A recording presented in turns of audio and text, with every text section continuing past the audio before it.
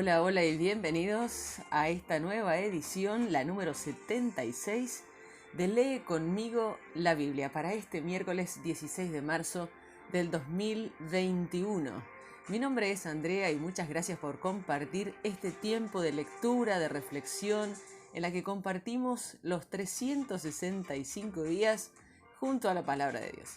Gracias por estar ahí del otro lado, ya sea en casa, ya sea tal vez manejando, tal vez yendo al trabajo, tal vez con amigos, con la familia. De todas maneras, se agradece mucho la presencia de ustedes y el que compartan conmigo. Y sin más demoras, les invito a compartir el devocional del día de hoy.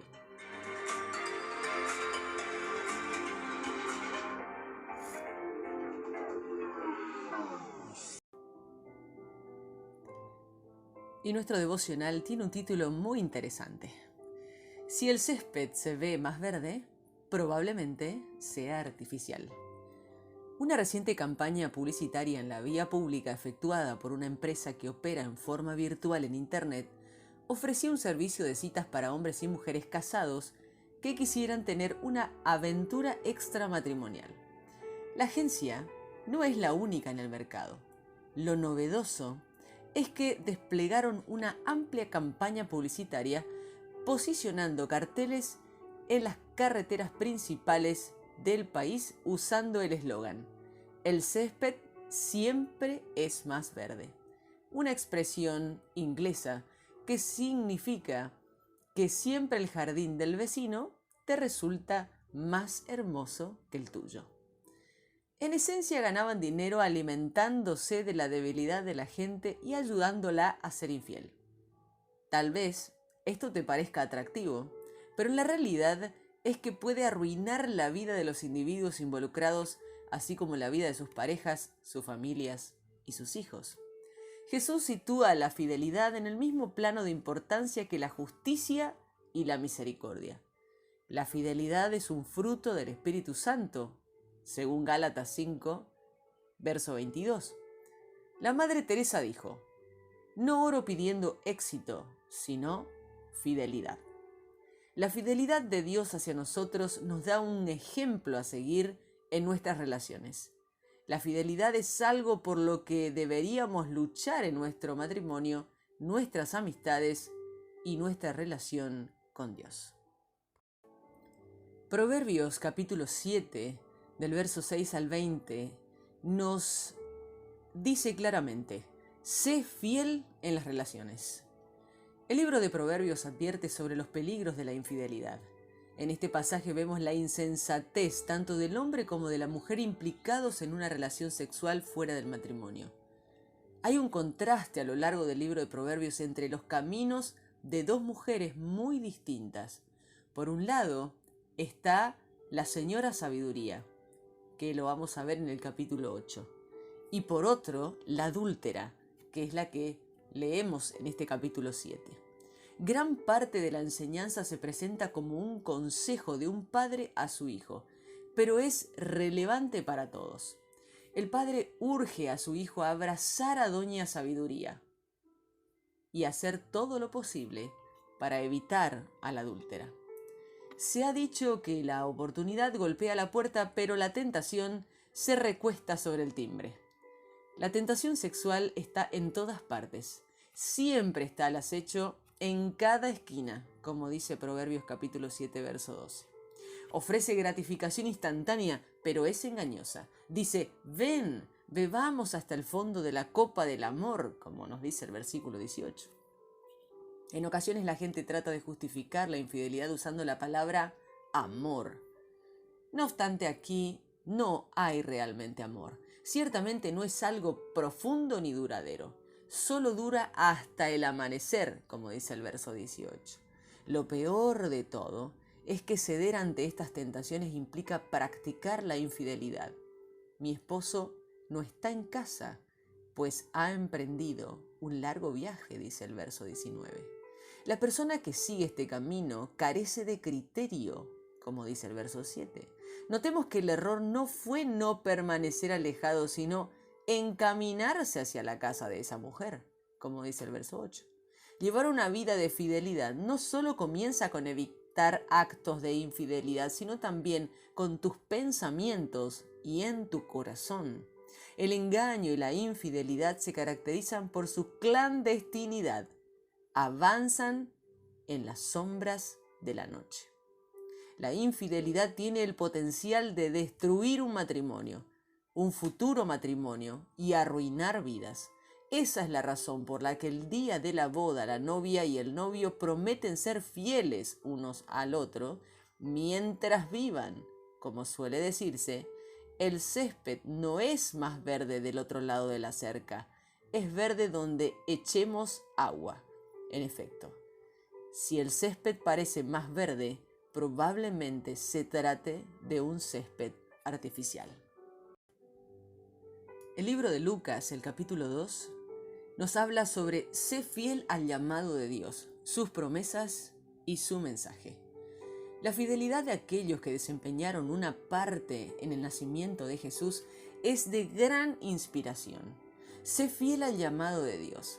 En este relato vemos cómo José fue a Belén para inscribirse junto a María, su esposa. Ella se encontraba encinta y mientras estaban allí se cumplió el tiempo. Seguramente no era algo bien visto. José sabía que María no había sido infiel. No obstante, él sabía que para todos los demás parecía como si ella lo hubiera sido. José pudo haber tenido la tentación de distanciarse de ella. En el relato de Mateo encontramos que incluso dice que consideró divorciarse en secreto de María hasta que un ángel del Señor le habló. Sin embargo, José fue totalmente fiel al llamado de Dios y a María, sin importar lo que los demás pensaran. Sé fiel a las promesas de Dios. María se tuvo que quedar perpleja por lo que estaba sucediendo. Aún así, ella creyó lo que se le había dicho y fue fiel a las promesas que había recibido. Ella guardaba todas estas cosas en su corazón y meditaba acerca de ellas. Es un maravilloso ejemplo de lo que Dios hace con la profecía y otras palabras que sientas que pueden venir de Dios. A veces debes guardarlas solo para ti, como María. Mantén la boca cerrada y al mismo tiempo mantén tu corazón abierto. Atesora las promesas de Dios para ti y medita en ellas en lo íntimo. Sé fiel al mensaje de Dios. Por otro lado, el mensaje de los pastores fue muy distinto. Eran buenas noticias para todo el pueblo. Una vez que encontraron al bebé en el pesebre, tal como el ángel les había descrito, contaron lo que les había dicho acerca de él. Tú también has encomendado con todo este maravilloso pasaje sobre Jesús y estás llamado a difundir la palabra de manera fiel. Confía en que Dios es fiel. Por sobre todo, este es un relato de la fidelidad de Dios. Todo lo que Dios le había prometido a María, a José y a los pastores ocurrió como se les había dicho. Y la fidelidad de Dios a ellos fue la parte todavía mayor. A ver cómo Jesús es un cumplimiento de todas las promesas de Dios en el Antiguo Testamento, nace en el pueblo de David y su padre terrenal era descendiente del rey David. Es el rey prometido a quien todo el Antiguo Testamento señala, Él es el Cristo, el Señor. Son buenas noticias para todo el pueblo. Aquí tenemos un vistazo de lo que significa para nosotros. Jesús es tu Salvador, por medio de quien puedes experimentar la paz y el favor de Dios. Ya no tienes que llevar la carga del pecado. No tengas miedo, dice el verso 10. Al conocer a Cristo, conoces a Dios. Él mismo es Dios. Él es el Señor. La fidelidad y el amor de Dios son el cimiento sobre lo que todo lo demás se edifica. El libro de Números, capítulos 5 y 6, nos habla y nos exhorta diciéndonos, sé fiel en respuesta a la fidelidad de Dios. Sé fiel a tu cónyuge, Son las instrucciones que se presentan aquí en el libro de Números capítulo 5 del verso 11 al 31. Son una indicación de cuán destructiva puede ser la infidelidad en un matrimonio. Mientras que nuestro pasaje en Proverbios es una advertencia contra el adulterio, este pasaje trata de las consecuencias del adulterio. No obstante, la ley reconocía que la sospecha de infidelidad sexual no era suficiente, ya que podría plantearse simplemente por celos, y tal vez habría acusaciones falsas. Era particularmente importante proteger a las mujeres de las acusaciones sin fundamento, pues su posición en las sociedades antiguas era más vulnerable. Si la mujer era inocente, esta prueba significaba que no tenía nada que temer. El agua no era dañina en sí misma. La ley requería una demostración de culpa en lugar de una de inocencia. Que el esposo escogiera usar o no esta prueba dependía de la clase de persona que él era. José no la usó. Sé fiel a tus promesas. El voto de nazareato que leemos en Números capítulo 6 podría ser para toda la vida. Tenemos el ejemplo de Sansón, Samuel y Juan el Bautista, o podría ser temporal. Era una expresión particular de santidad, no exigida para todos. No era cuestión de méritos adicionales. Jesús mismo no tenía un voto de nazareato, aunque era nazareno, lo que es diferente. El punto importante de este pasaje es que si haces promesas a Dios, debes ser fieles a ellas. Sé fiel en respuesta a la fidelidad de Dios. Aarón y sus hijos fueron instruidos por medio de Dios acerca de cómo pronunciar la bendición sobre su pueblo. Así es como Dios quiere bendecirnos a ti y a mí. Quiere bendecirte con su presencia, haciendo brillar su rostro sobre ti. Que el Señor te mire con agrado. Quiere ser misericordioso contigo. Él es amable, compasivo, perdonador y lleno de amor. Te da su paz en medio de las tribulaciones de la vida y te da su protección. Quiere guardarte del mal y evitar que te apartes de él. El deseo de Dios, desde el principio y hasta el final, es bendecirte. Al experimentar la fidelidad de Dios hacia ti, tu respuesta debería ser fidelidad hacia Él en todas tus relaciones. Comenzamos con la lectura del día de hoy en el libro de Proverbios, capítulo 7, versos 6 al 20.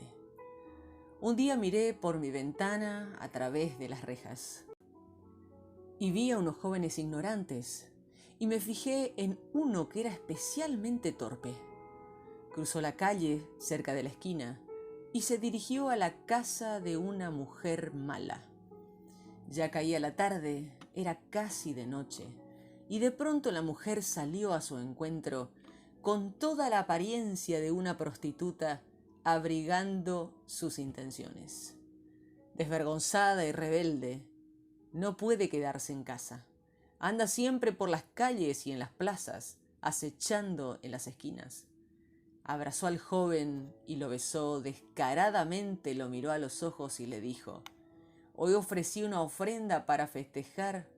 Cumplí mi promesa. Ahora tengo mucha comida, así que salí a invitarte. Estaba buscándote y te he encontrado. He tendido en mi cama cobertores muy hermosos de lino egipcio. La perfumé con aromas de mirra, aloe y canela. Ven, bebamos hasta la última gota de la copa del amor. Hagamos el amor hasta el amanecer. Mi esposo ya no está en casa. Salió a un largo viaje. Se llevó la bolsa del dinero y no volverá hasta dentro de 2 semanas». Continuamos en el libro de Lucas capítulo 2 versos 1 al 20. En esos días, el emperador Augusto ordenó que se levantara un censo de todo el mundo habitado. Este primer censo se levantó cuando Cirenio era el gobernador de Siria. Por lo tanto, cada uno tenía que ir a inscribirse a su propio pueblo. Entonces José también salió del pueblo de Nazaret de Galilea, se fue a Judea, a Belén, al pueblo del rey David, porque era descendiente de él. Se registró con María, quien estaba comprometida con él.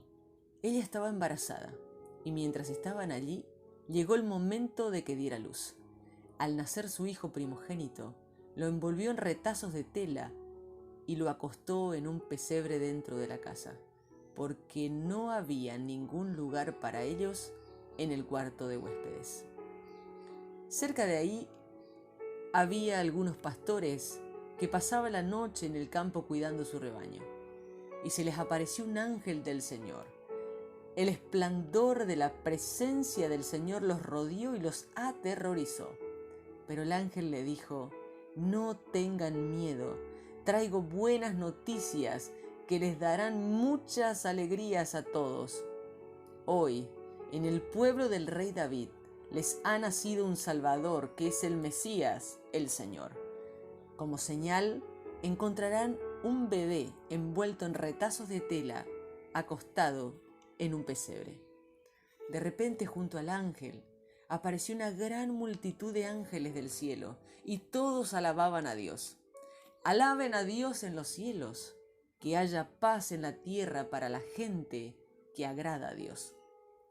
Cuando los ángeles se fueron al cielo, los pastores se dijeron entre ellos: vamos a Belén a ver lo que ha sucedido y lo que el Señor nos ha anunciado. Así que fueron deprisa y encontraron a María y a José y vieron al bebé acostado en el pesebre. Cuando los pastores lo vieron, les contaron a todos lo que les había dicho acerca del ángel. Todos los escucharon y se asombraron de lo que los pastores les contaron. Pero María reflexionaba sobre todo esto y trataba de entenderlo. Después los pastores regresaron alabando a Dios por su grandeza y por todo lo que habían visto y oído. Todo había sucedido como se les había dicho. Libro de Números, capítulo 5, versos 11 al 31. El Señor le dijo a Moisés: dile a los israelitas que se puede dar el caso de que la esposa de un hombre le sea infiel. Otro hombre tiene relaciones sexuales con ella sin que lo sepa el marido, y aunque ella ya se ha contaminado, mantiene el secreto porque no hubo testigos ni fue sorprendida en el acto. El marido es presa de los celos contra su esposa porque ella se ha contaminado. También puede darse el caso de que un marido se ponga celoso aunque su esposa no se haya contaminado.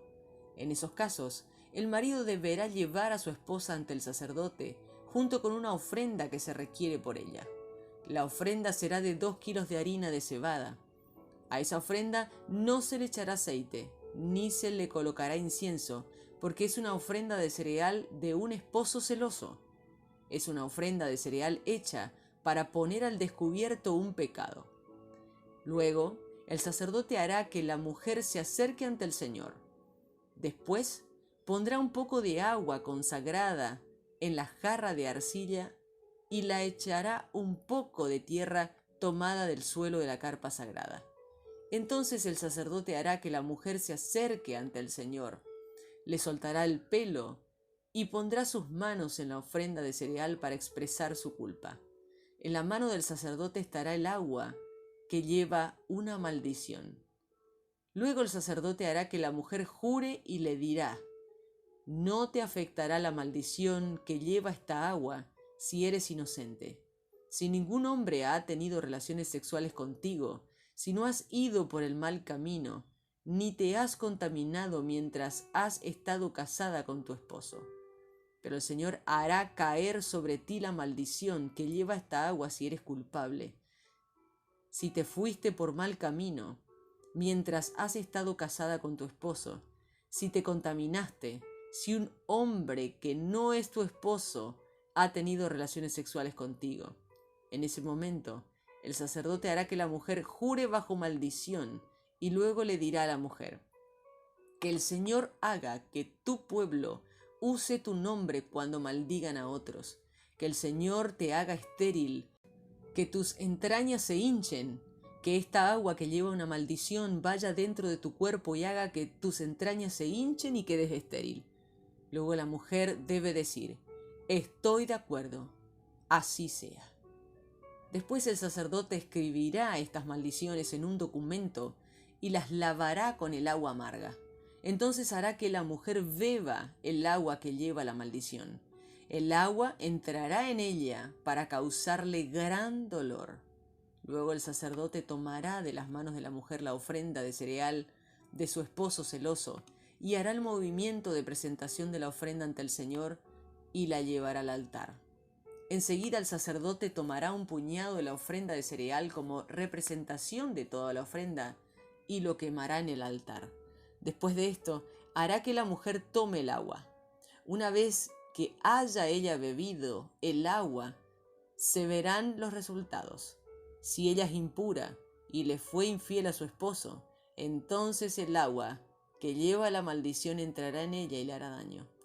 Su embarazo se echará a perder y será maldita entre su gente. Si la mujer no es culpable, será considerada pura y su embarazo legítimo. Esa es la ley para los casos de celos. Cuando una mujer toma el mal camino mientras se encuentra casada con su esposo y se contamina. Es también para cuando un hombre se pone celoso con su esposa. Entonces él debe hacer que ella se presente ante el Señor y el sacerdote hará que se aplique esta ley. De esa forma, el esposo quedará libre de castigo, pero el castigo de la mujer se deja en manos de Dios. Libro de Números, capítulo 6. El Señor le dijo a Moisés: dile a los israelitas que si un hombre o una mujer hace la promesa de dedicarse al Señor como nazareo, tendrá que abstenerse de tomar vino u otras bebidas fuertes. Tampoco puede tomar vinagre, hecho de vino o bebida fuerte, ni tomar ningún jugo de uva, ni comer uvas, ya sean frescas o secas.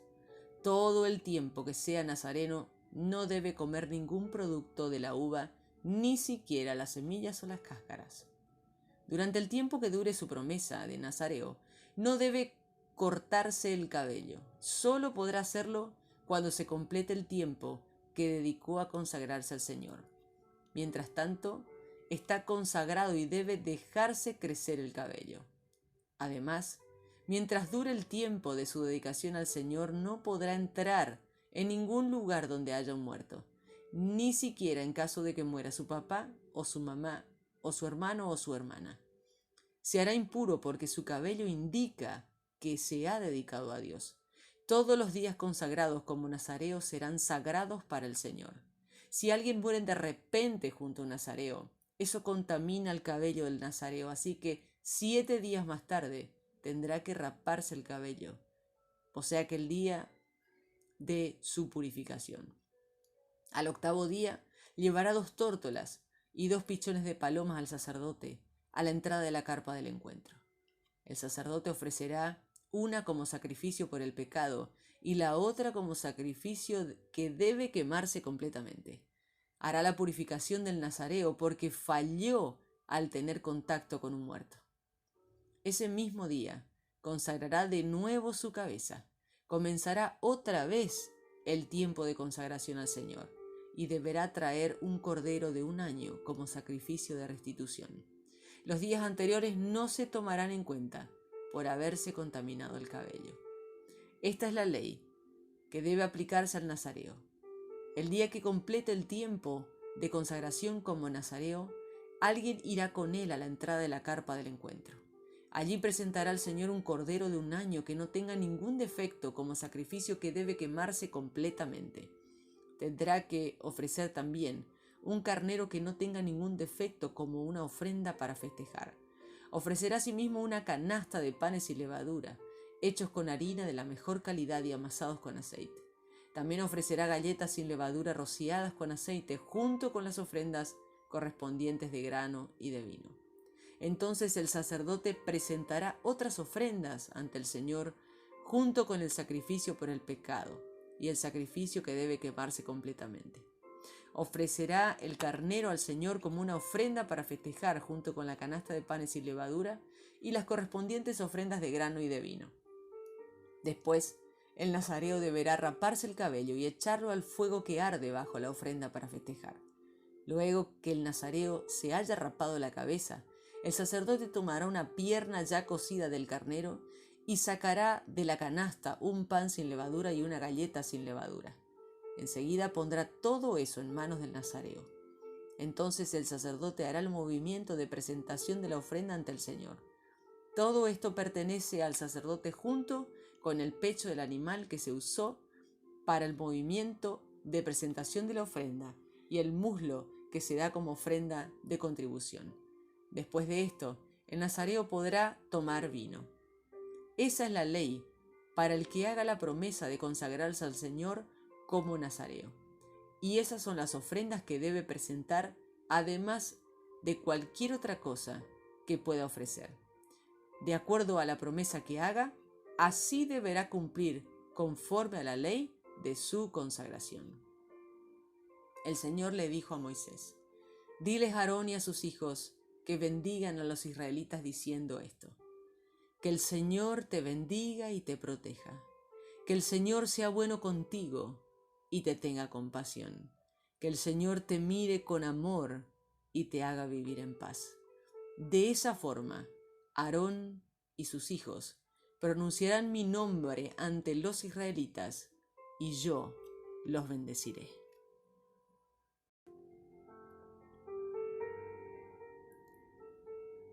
Y así hemos llegado al final de nuestra lectura del día de hoy y queremos culminar, como lo hacemos siempre, con una palabra de oración. Señor, ayúdanos a ser fieles en todas nuestras relaciones. Ayuda a quienes están casados a ser fieles a sus votos matrimoniales. Por favor, guarda y protege a los matrimonios en nuestra iglesia y en nuestra sociedad. Gracias, Señor, por tu fidelidad hacia mí en Cristo Jesús. Gracias porque me das esperanza, libertad y propósito. Ayúdame a ser fiel al compartir este mensaje a todo el pueblo. Mi plegaria por ti, mi querido oyente, persona que escucha este mensaje, es la siguiente: que el Señor te bendiga y te proteja, que el Señor te mire con agrado y que te muestre su bondad, que el Señor te mire con amor y te conceda la paz.